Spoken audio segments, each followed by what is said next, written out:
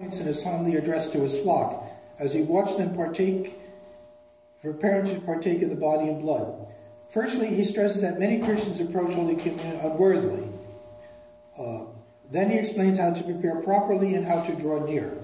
Finally, he sets out what we should do after Holy Communion and the body and blood of Christ. Let us look at these issues in more detail. To begin with, he states that many Christians approach Holy Communion unworthily. Apostle Paul talks about that. He says, before you receive the Eucharist, examine your conscience. That there are many who are sick, and even some who have died because they approached the Eucharist unworthily.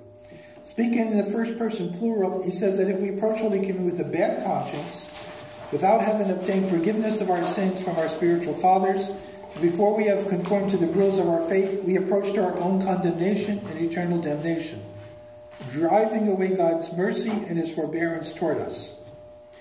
Someone who tore up the royal purple robe and buried it in mud would be punished, and the same will befall the person who approaches Holy Communion unworthily. He writes, however, that the divine gift is unaffected in such circumstances as it is not subject to suffering, but it visibly flies away from us. There are some people that say, I don't go to communion often because I'm unworthy, and I'm afraid that if I go, in other words, let me make sure everything's in order, and if I go once or twice a year, it's sufficient, and I don't take the gamble of, Well, of course, the spiritual presumption there is that you feel that you're worthy to go even once a year, and you're not. No one's worthy to go at any time. So the other thing is that if it was meant to be only once a year, that would be the teaching of the church, and it would be the ministry of the church. If the church only wanted people to receive communion in Lent, we wouldn't have the liturgy, Eucharist, every Sunday, every feast day. The authentic teaching of the church is that we should go to communion frequently and fervently. Fervently means prepared, to understand what we're doing, not just to waltz up, but to be prepared by fasting from midnight the night before, be in a state of spiritual grace, not in the wedding death for sure, be cultivated in prayer, make sure that there's no hatred in our heart to anyone. It says in the scripture, if you have anger, hatred, leave your gift, make up, then come back and offer the gift. So there has to be a kind of sufficient kind of spiritual preparation. Examination of conscience. The pre-communion prayers are really a must because it gives the reading of it, it gives us the understanding of what we're doing, of what we're approaching, of what we're asking for, and our kind of sinful state. So it's important to do that. Hopefully people... So to go too infrequently is not good. To go frequently is good if it's done with fervor. And it doesn't mean you have to be a saint. It doesn't mean you have to be holy. But what it means is that you're on the road to be a saint. You see, it doesn't mean that you don't sin. If they're big sins, then they should and ought to be confessed. If they're smaller sins, the pre-communion prayers, the prayers of night prayers, morning prayers, that's sufficient to put us in a state of well-being.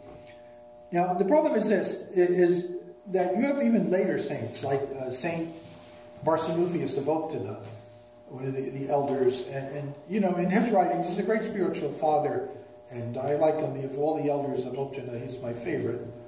He was a soldier and everything. Anyway, long story short, but his writings, you have to be careful. He says that now the church has come to understanding that it's really sufficient to go to communion at least 4 times a year during the 4 Lents. Well, that was in 18th century Russia. Yeah, that was a common practice because people were more cultural Christian than authentically Christian. But it's not the teaching of the church. Another contemporary of him a little later, St. John of Kronstadt, was always preaching frequent communion.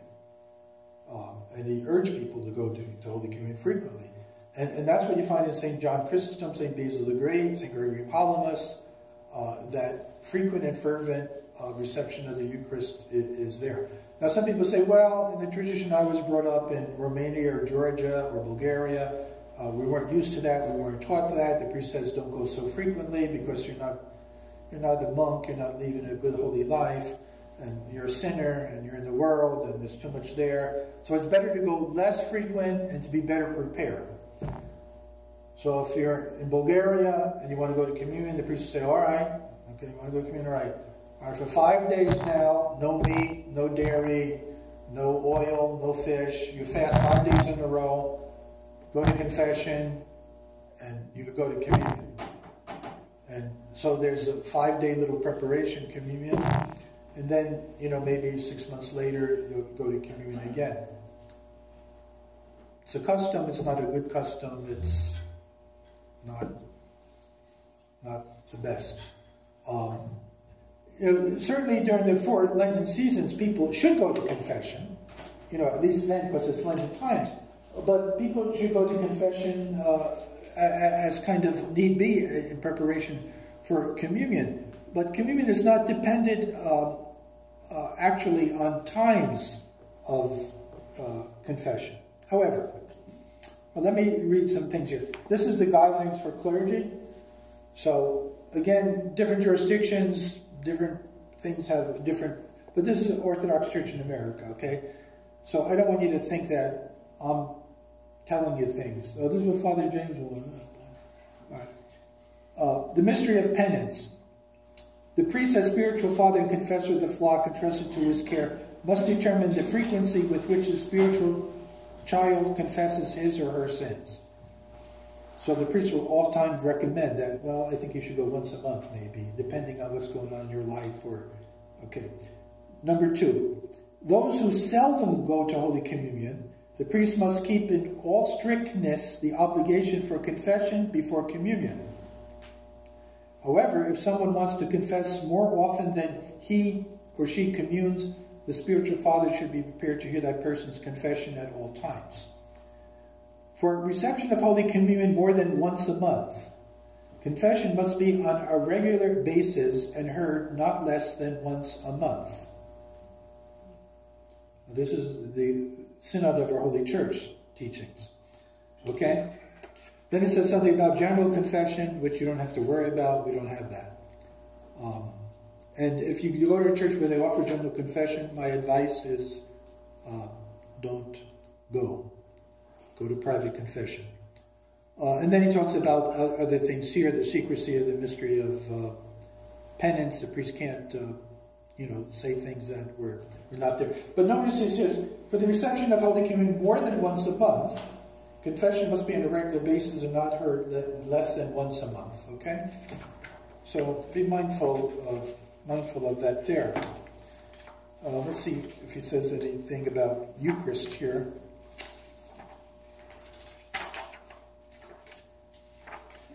Any questions, by the way, on the thing? Father, I'm just trying to understand this part of your approach to Holy Communion with that conscience. So let's assume a scenario. You go into church on Sunday morning and you actually have a disagreement with someone and not thinking, you go up and receive communion. It depends on the nature of the disagreement. I mean, if it's something that's very disturbing for the soul, But I mean, a mother could come in church with little kids and the kids are acting up and she might holler at the kids and get a little upset or something. Or even have to take them out and give them a little I don't know if parents spank anymore. But, if they do, they might get a spanking or something. That doesn't preclude the mother for going to communion. I think it's when things go into the heart and it becomes solidified. This is the kind of thing. But if we're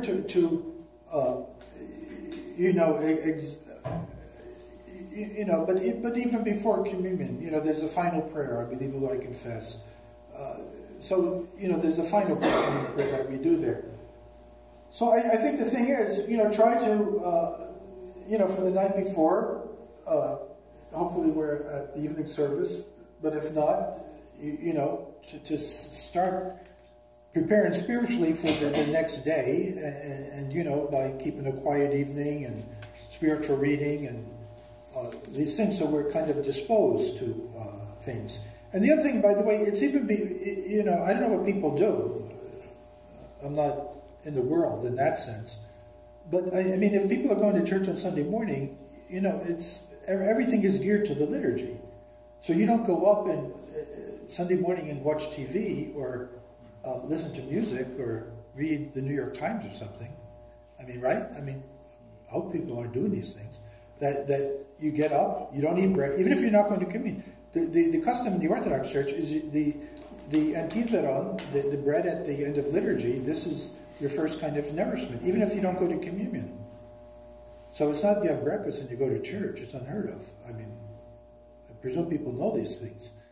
So even if you don't go to communion, you don't eat breakfast, but certainly you don't inundate yourself with the news of the world and television or music or something. You try to keep the mind and the heart disposed to the pre-entry into the kingdom of God. Okay? All right, let's go on here. Suitable preparation is required. Okay, and basically, the suitable preparation is this. Fasting from midnight, medicines you can take and should take. If you have to take medicines with food, you should take it with food. Of course, be reasonable, though. If you have to take certain medication with food, it doesn't mean you have to have scrambled eggs and to choose omelet with feta cheese. You know, you could have a piece of toast, you know. So fasting from midnight, that includes fasting from smoking, no sexual premaritel's out altogether. But no marital relations the night before Holy Communion, the pre-communion prayers. And the pre-communion prayers are the most excellent prayers people should say. I hope people say them, and I hope they say all of them. And if they're too much to read, read some the night before, and read some in the morning. You don't have to do everything, but it's good to do some the night before, so that's on your mind before you go to bed with your night prayers. Then do some pre-communion prayers. Then in the morning, do your morning prayers, and put the rest of the pre-communion prayers in. They're very important. And it's a custom, of course, to read the post-communion prayers. So if people don't say for post-communion prayers in church, hopefully they read them when they go home, or they read them that night before they do their night prayers.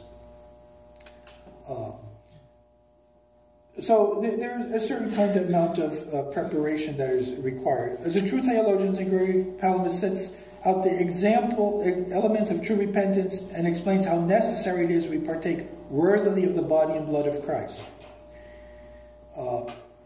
Again, frequently and fervently. Notwithstanding all the excuses that people have, or the kind of customs that people say, well, it's not in our tradition to go often, or the priest doesn't want me to go often because, you know, we don't do that here. You know, I was in circumstances earlier in my life where somebody would go to communion and everybody else would come up and congratulate them. I said, why do you congratulate them? Well, they went to communion. I said, so? No, are they going to have an operation or something? Why are they having communion? So it wasn't Lent, and the people were going to communion, and everybody else in the village thought, well, something's going on. They must have to go to a big operation or something, you know. So they congratulated this or that, but is a belief in Romanian church. What's that? Same thing what you just said right now. Like they congratulate them after communion and congratulate them. Yeah. Why? Because they go in frequently? Yeah, of course. They go on the holidays. Yeah, but don't the bishops and priests try to encourage people to go more frequently? Not at least the times that have been grown up with, but no. Well, I think because first of all, you don't go regularly to church, or that's kind of forbidden, right? So only the countryside people will go more often, but I don't think they would go to communion. Well, I think in Romania, places like this, I think the more fervent people are Eucharistic, they probably go to the monasteries anyway. rather than the churches. Yeah, probably back then, yeah. You know. But there are kind of certain customs that take hold in the church, and which I don't understand why the bishops and the priests don't challenge those things. I mean, it's very fashionable for people to come late to church. That's a sin. It's a sin to come late to church. Why do people come late to church and think it's okay? It's not. Perpetual lateness to church is a sin. It's a bad example. The guardian angel isn't happy about that. And it shows a disrespect for being in the presence of the Lord. Now, sometimes people, out of, circumstances, can be late. The Norfolk train could hold people up or something. I mean, we understand that. But perpetual lateness where people come in all the time, and what does that teach the young people? Well, anyway, we can't go too far afield on this. But again, part of the problem here is discipline. People need to be disciplined, and the bishops and priests have to teach their people and not be afraid. Say, well, this is what the people do. Well, they shouldn't do it. Tell them not to do it. Well, they're not going to be happy. So what? Father, on that question, is there, and I'm just trying to understand being a convert, is there a rule where you are supposed to be in the church before you can go up for communion? Like I've been told, you definitely have to be in before the gospel reading, but is it even prior to that you should be there? It's a subjective rule if people do that. They some people, there's no written rule on that. People just, again, it's where you want to make the cut.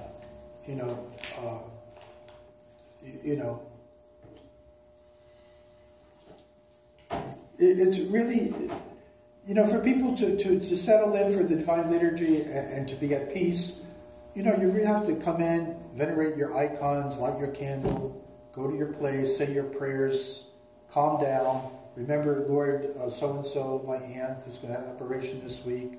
Remember this one. And it's kind of settle down, listen to the hours, be at peace.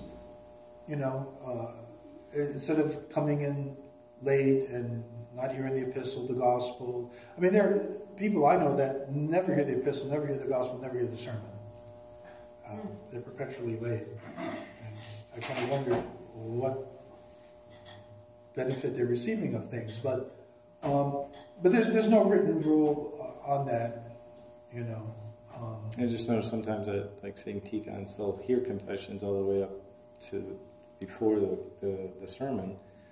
So you'll see sometimes people scrambling in to get in line, and I always wondered, is that the cutoff? Like as long as you get in your confession before that sermon, hear the sermon, you can go to communion. But the fact is, ideally, there's no confessions heard once the liturgy starts. Again, it's up where how disciplined you want the church to be. I mean, in our church, if you're a server, if you're not in by the second bell, you don't serve. I don't care. I have no service, but you're not serving. You can't come in late to the altar. It's just, we don't tolerate that. If you have a commemoration book, if it's, in some churches they're bringing commemorations booked in after the gospel, and everything, in and out traffic. So, it has to be done. Post committee is done. The priest ain't going back and forth to the altar. Post committee, it's done. That's how it's supposed to be done. So again, it's up to the priest to, set a kind of guideline and for people, and But I've been in churches where the priest will hear confessions before he brings a chalice out.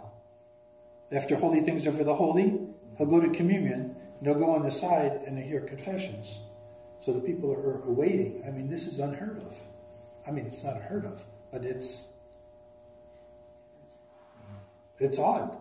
How does the When I went to the Georgian church, before the clergy were receiving communion, the bishop was hearing confessions of priests at the altar. After holy things are for the holy. In the middle of the liturgy, hearing confessions. I mean, it's just unfathomable to me how these things are done. Well, yes. No, I was just going to say, I mean, in my eyes, in my view, then the priest is not even abiding by what he's preaching. So if he's hearing confession on the side, then he's not focusing on what he's doing. Well, of course. So how do I go up to this particular, whoever it is, and receive communion from the first? I can go. Well, no, because it doesn't matter, because the efficacy of the sacrament is not dependent upon the knowledge or the personal piety of the priest. The priest could be a drunkard or a fornicator, and it's a grave sin for him to serve liturgy, but the gifts will still be consecrated, and it's still the body and blood of Christ. So it doesn't matter the character of the priest. But we're not talking about the personal fallen character of a priest. We're talking about customs or disciplines that are not the best. I'm talking about the discipline, not the character. I mean, personally, yeah. I don't care about the character, really. But I'm talking about the discipline of the priest while he's in the altar. Well, I'll give you an example. When I remember years ago, I was going to, it was Palm Sunday, and I was going to the classmate of mine whose father was a priest in Newark Church. And, you know, I introduced myself, I'm so-and-so, I'm, classmate of your son, Father Serge here, blah, blah, blah. He says, okay, he said, when do you go to confession? I said, last night at seminary, Father Minor. He says, well, all right, I'll hear your confession later in liturgy. I said, Father, I just went last night. He says, well, that doesn't matter. I mean, you could have come down today on the car, you could have seen a girl on the street, who knows what could have happened. What? But this was his discipline. He wanted to make sure everybody went to confession. I don't think it was prophetic, because I didn't see any girl on the street that day. At 7 o'clock in the morning, it's probably sleeping on my way down to there. But this is what he did. And then right before after the Our Father, in the altar, you hear my confession. And nothing to say, but, well, yeah. I mean, it's a misuse of... But, what are you going to do?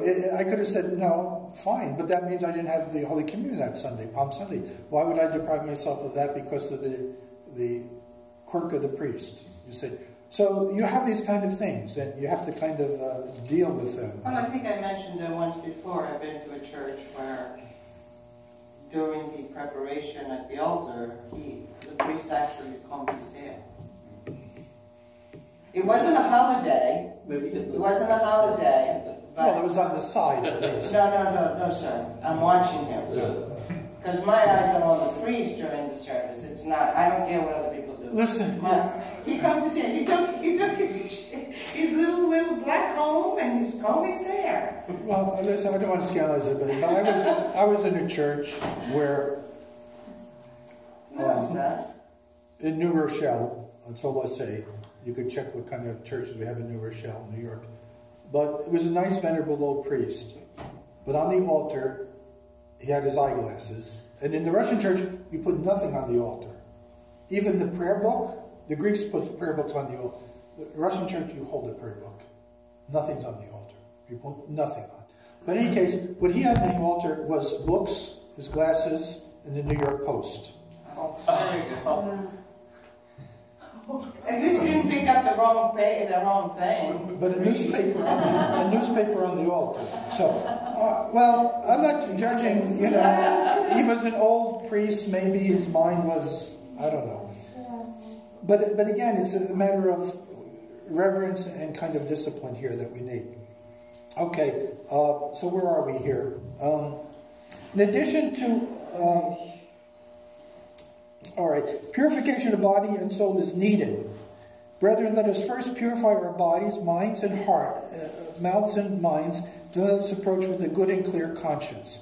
So we should be at peace, we should be purified. And that's, again, the pre-communion prayers put us in that kind of modality here. Purification is not just a matter of external physical cleanliness, but certainly that, but includes more importantly the purity of the soul. Purification of the conscience and even of the mind is needed. Therefore, let us approach after we have washed away even those stains in the depths of our soul. So, we talk about being ready, purified, prepared. And we do that for everything. We have guests come to our house, you know, everything's prepared, nice in order, whatever the thing is. You have a wedding, everything's prepared, whatever the things are. But what's really neat for us is to prepare ourselves for the Eucharist, the Eucharistic banquet. You see, not just to come to church, but to come to church on time, to come to church with the right disposition, to come to church with a spiritual longing, to come to church with a spiritual thanksgiving, to come to church with the sense that this is a new day that's coming here, that I'm going to encounter the bridegroom, I'm going to encounter my Father, Jesus, I'm going to encounter my brother, Jesus, my friend, Jesus. All this has to be at work with us. It can't be mechanical just going. That this disposition, this approach is necessary for us to receive the spiritual benefits. And that's why the church, in her wisdom, says, all right, all these pre-communion prayers, and it's not one, there's like maybe a dozen or something, okay? And if you really follow the Russian tradition, which we don't follow, but if you look in the Russian prayer books, what is it? There's the canon to the three canons: canon of the Theotokos, canon of Christ, canon of communion, plus the pre-communion prayers. If anybody has a Jordanville prayer book, you'll see that it's not just like in the liturgy book, the pre-communion prayers. There's three canons and then the pre-communion prayers. But anyway, pre-communion should be done. You don't have to do the three canons necessarily.